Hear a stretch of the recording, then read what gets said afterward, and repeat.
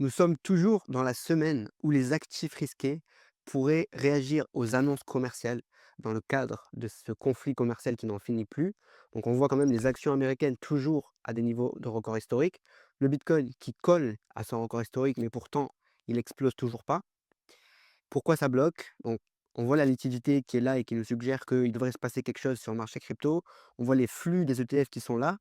Il y a même les entreprises cotées en bourse qui accumulent. Donc 61 entreprises cotées en bourse détiennent plus de 3% de l'offre totale de Bitcoin.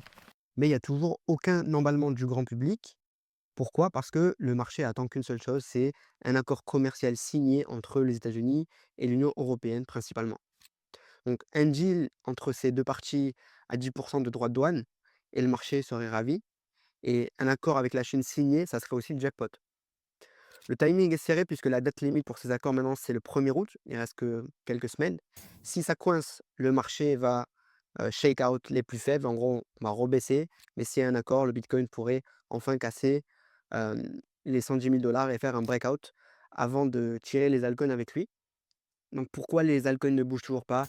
Tant que Bitcoin ne dépasse pas son ancien ATH et que la dominance reste trop forte, ben, on verra rien qui se passe sur les altcoins parce qu'il faut d'abord que le Bitcoin casse son ATH et une fois que le Bitcoin aura cassé son ATH, c'est à ce moment-là que la dominance de Bitcoin devrait commencer à baisser et là, les alts pourraient suivre, comme toujours avec, quelques semaines de décalage.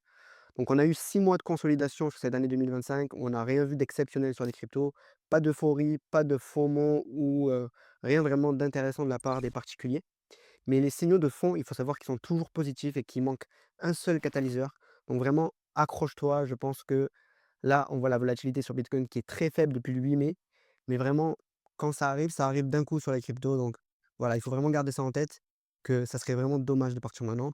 Je te recommande quand même de rester branché par rapport aux actualités en rejoignant mon groupe Telegram où je te partage tout ça en temps réel et je te fais des messages vocaux tous les jours pour te donner mes conseils d'investisseur depuis 2018. On est plus de 5400 personnes. Si tu veux rejoindre, le lien se trouve dans ma bio, c'est 100% gratuit et je te dis à bientôt.